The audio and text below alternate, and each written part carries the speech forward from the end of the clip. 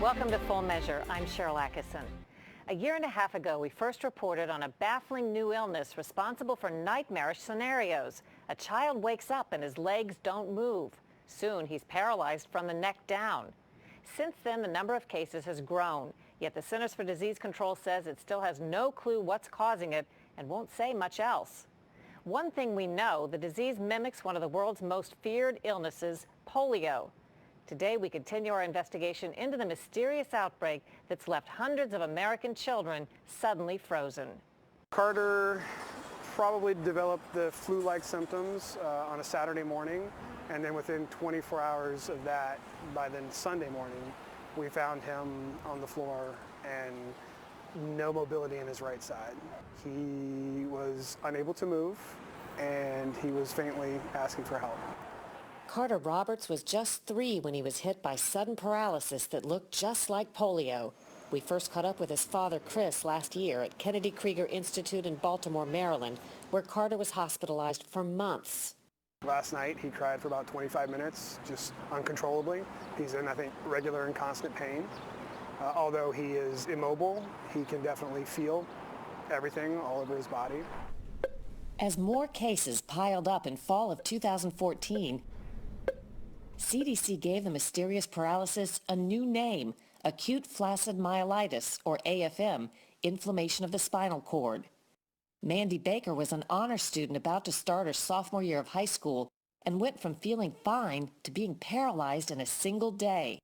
Her illness ran up a $3 million hospital bill for treatments not covered by insurance. You can do it. Say, there you go. But what was causing the sudden paralysis?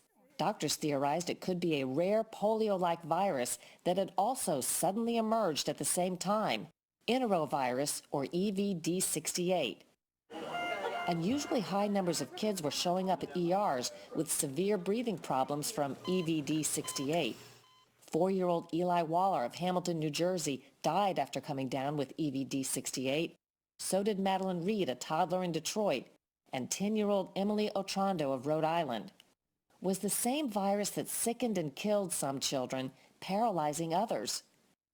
In 5 months, there were more than 1,000 severe cases of EVD68, at least 14 deaths, and 120 known cases of AFM paralysis, mostly young children. The CDC, normally quick to raise alarms and speak on TV when there's any threat of infectious disease, wasn't saying much at all this time. They declined our repeated interview requests and instead pointed me to this video that it provided WebMD. Infants, children, and teenagers are most likely to get infected with enteroviruses and become ill. The video offered little insight. I requested more information under the Freedom of Information Act. It took CDC more than a year and a half to begin turning over documents.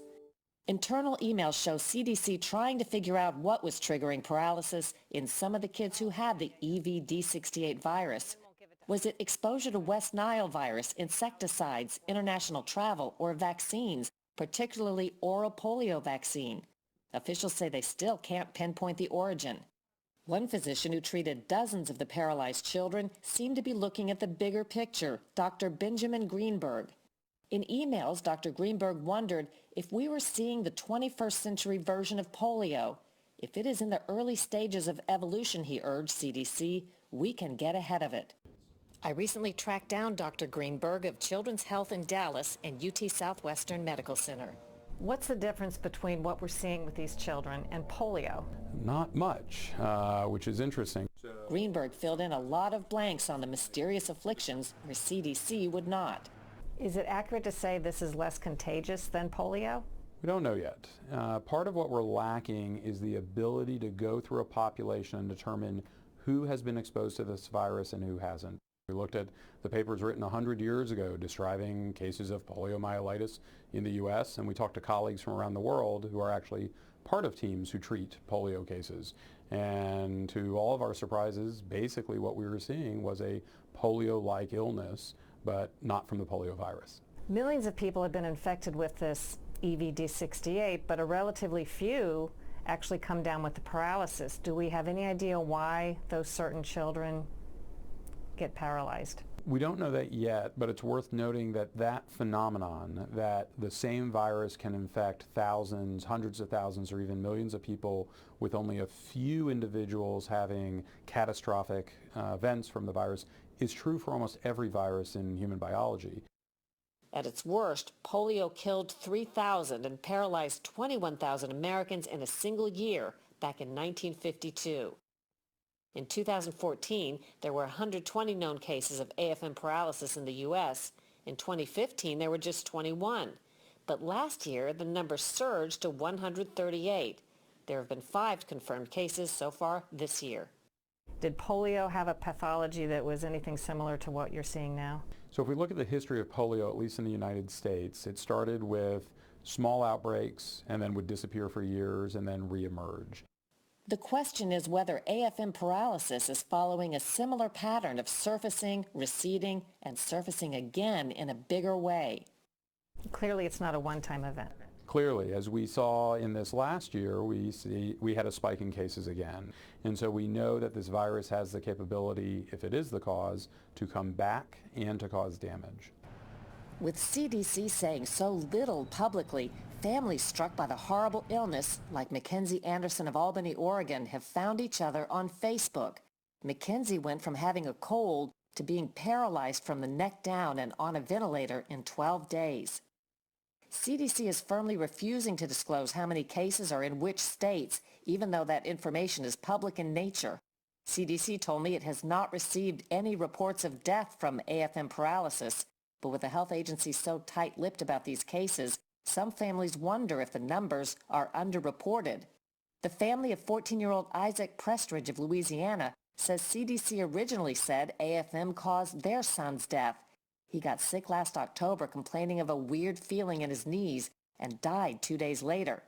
But when Isaac's case didn't show up in CDC reports on AFM deaths, the family asked why. They say the CDC then told him it had reopened Isaac's case and eventually attributed his death to a different form of paralysis. Carter's family says CDC won't count his case either in their published statistics, despite Carter's doctors describing it as characteristically AFM. Some of these kids die. They do. It is a very rare event to have death related to acute flaccid myelitis. Unfortunately, it has happened. Although the 1-2 punch of EVD68 and AFM paralysis has been more damaging over the past 3.5 years than much more publicized diseases, it's still in the shadows. More kids have been hurt seriously with this than measles, Ebola, and Zika combined. But you don't hear anything about it. So there are some scientific reasons to have priorities around Ebola, measles, and Zika that are very valid.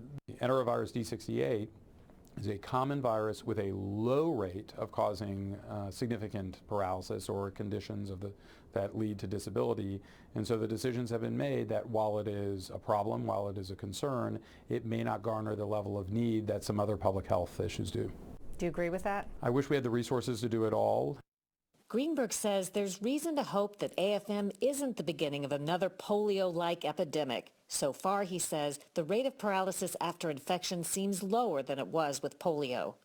The number one question we get asked is about rehabilitation and recovery. Will children get better after the event? And what's the answer? They do. It's very slow and it takes a lot of work. When we stay aggressive and we push and we stay with a routine, we're seeing slowly but surely improvements occur. Today, Carter is out of the hospital and back at home in Richmond, Virginia. There's been no improvement in his condition, but he's considered stable. From what I've seen, what I've read, from what I've heard, there's only been 2 children who've recovered fully. It's very hard from day to day. We are day to day, almost hour to hour. Believe it or not, AFM paralysis isn't a reportable disease like West Nile virus or measles, meaning doctors aren't required to report cases. Dr. Greenberg thinks that should change. In fact, he advocates a broadened surveillance system to track all kinds of sudden paralysis to better find answers as to what's causing them.